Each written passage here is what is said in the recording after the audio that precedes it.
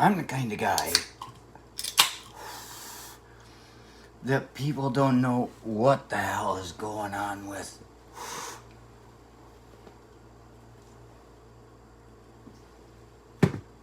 I'm the kind of guy that people wonder about the wealth of. Like I'm up to something. The kind of guy that the step Danny, the way I understand it, actually asked, is he independently wealthy? Huh.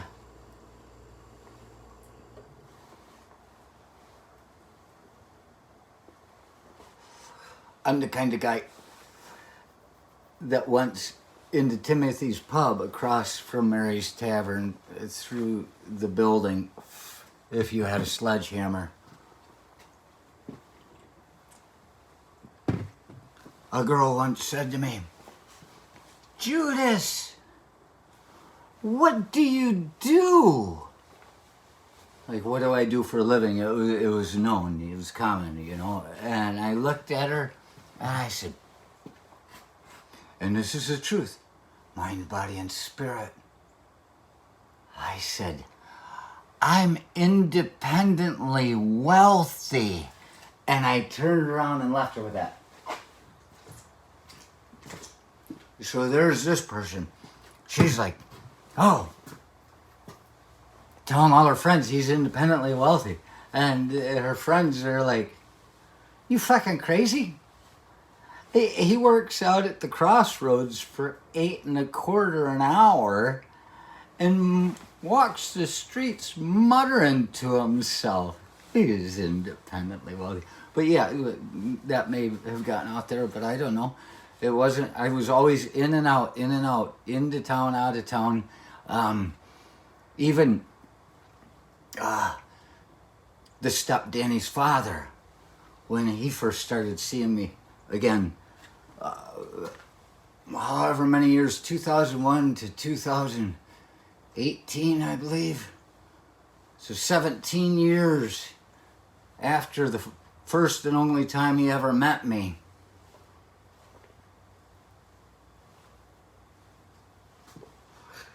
He shows up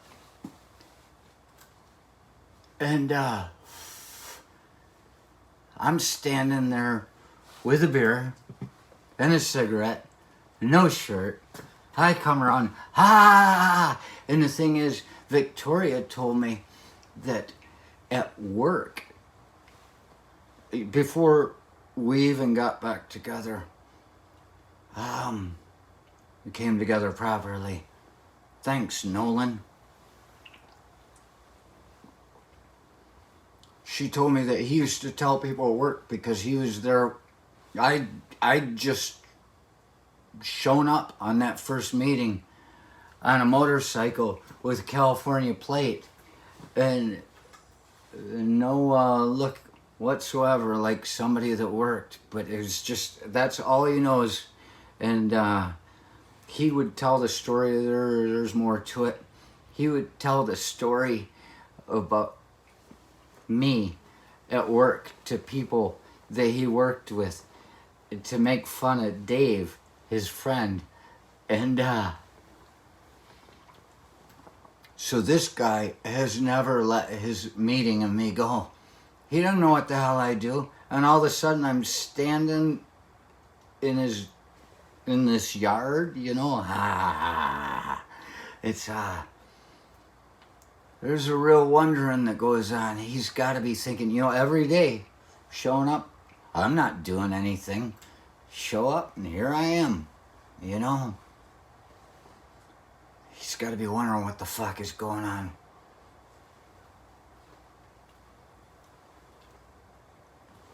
When I went back to my 10-year class reunion, I'm the kind of guy that I heard stories about. Everybody was coming to me at the 10-year class reunion. Everybody coming up to me. And they're like, oh, I heard you were a radical reactionary out in California. I was like, well, I had a radio show, but that's an interesting thing to hear about me. I mean, I did get pulled over a lot for no reason and had to go to court a lot and had cops calling in other 2 or 3 police cars so they could stand back by their cars for a half hour before coming in and saying, you're good to go. You know, I don't know what the fuck. Maybe I was a radical reactionary. A free radical reactionary. I just react to things freely, like a cancer-causing agent. I'm an agent of the carcinogen corps.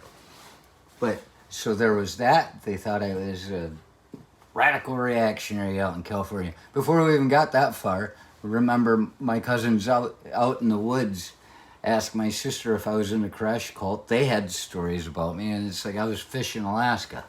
Fuck, man.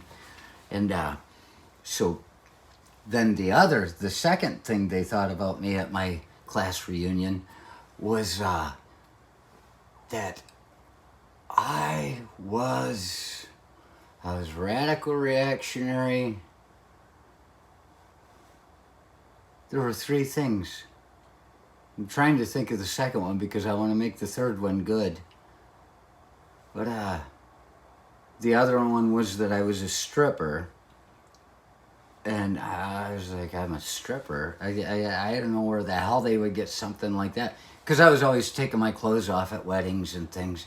But as it turned out, by the end of that night, and I had actually sent pictures to something in the San Jose thing that they were doing a male model type of nude thing for magazine or something. I don't know. Oh, strippers. To become a stripper. I sent in my headshot and everything. I'd had stuff from before when they wanted me to be a model. I mean, look at Kent. This damn Robert Redford jaw. Well, before he shaved in Jeremiah Johnson and cut himself up. Yeah, look at that. I got it going on, man. So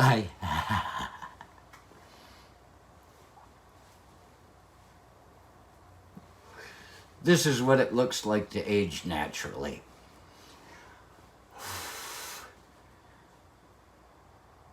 And by the end of the night, they were playing Rocket Queen, and I was out there in my underwear, and this one chick, Bonnie Smith, she came running out, and she was at my thighs and knees, and pictures were being taken all over, and her husband's standing there not very happy, and she looked at me, and she said, Judas Archie Elderquist, where did you get such a body? And it's like, this is this guy's wife, you know. But so by the end of that, everything I told him, no, I'm not, no, I'm not, no, I'm not. I'm going to remember what that third one was in a minute. But everything I told him turned out to be wrong after talking to people drunk long enough and then taking off my clothes at the reunion. So people have always had ideas of what the hell I'm about, and that people think I'm independently wealthy. I'm the kind of guy that grew up without any money in my pocket. Went to work at 15, and my dad said, you've got your whole life to work. Why do you want to go to work now?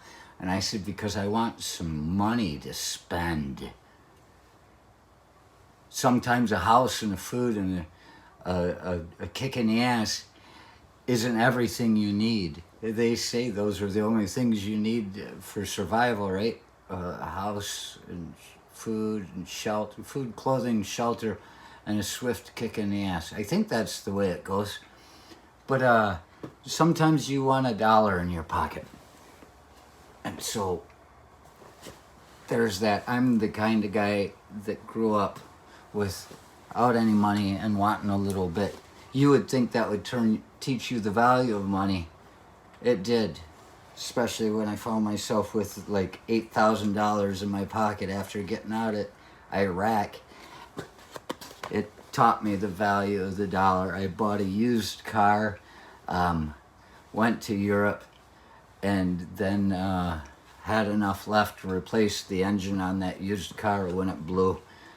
The value of the dollar, $8,000 isn't worth shit. It was gone quicker than you can imagine. You think I'm going to worry about fucking saving all this money? The only money that's saved is the money that's in your pocket when you die. I've got another way of putting that. That saved money is wasted.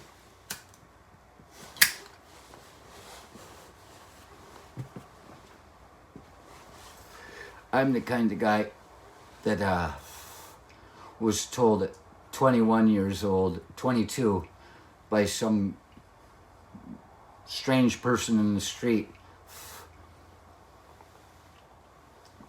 that I was on my last life. And after hearing that, I decided, well, if I'm on my last life, I might as well enjoy it. I already knew I was going to work the rest of my life from what my dad told me. You got the rest of your life to work. And then she tells me that, and then I see a gypsy in Ireland down an alley for £5. She tells me in Dublin, she says, you will never be a millionaire. And I said, well, all of those worries are gone. So I don't have to worry about working hard to be a millionaire with the hopes that I will be. Hope, the little sister of worry. I know that I'm going to be working the rest of my life, and I know the value of a dollar.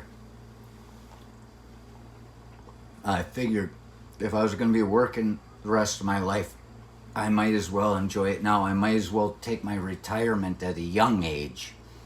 And I went out and saw the things I wanted to see. Having no money in my pocket, I didn't have any problem working in places I go. Rich people talk about how you can travel someplace on no money at all. I could do a series about it. You just show up in a ditch somewhere and somebody will hand you a shovel. As long as you're young, strong, and healthy and willing to work, you never have to be broke. But there was also something about me that confused people, so I could get jobs anywhere I went. I'd just take off. I even experimented. What's going to happen if I take off with no place to come back to? And I come back and walk out of the airport, and all of a sudden people they're getting a hold of me and say, "Yay, come by." And I'm like, well, okay. And then I get a job and I get my own place again. It's just, as long as you're a decent person, people will let you sleep on their couch for about 2 to 3 months. And then they show up and say, well, it's about time to go. Want our couch back? And you go, yeah, thanks. I got just enough money to do it. But you had some good friendships, and you drove some of your old friends that had quit drinking before you showed up again into a deep state of alcoholism, where they get found in a bathtub in a hotel somewhere 2 weeks being missing, being told that it's happened before, but then they actually quit drinking forever. And I feel like I am a good sponsor. I am somebody that shows them if they go back into alcoholism knowing that they didn't want to do it anymore, and figure there's one more try. Come along with me for a while. You will find yourself in a bathtub with a bunch of fucking empty whiskey bottles, fucking muttering to yourself because they followed your credit cards. I'm a great sponsor. That one took. I'm the kind of guy.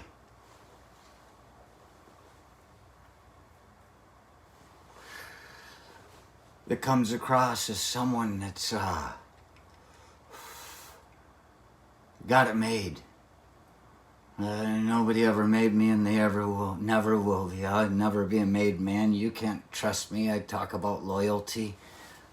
Whatever's right for me at the time is right, and it depends on what you're doing for me to decide what's right. And if I think you're a fucking asshole and you got it all wrong, I'm out. I'm the kind of guy that you're going to find it in a ditch, hugging a shovel at 107 years old saying, did I miss the tricentennial?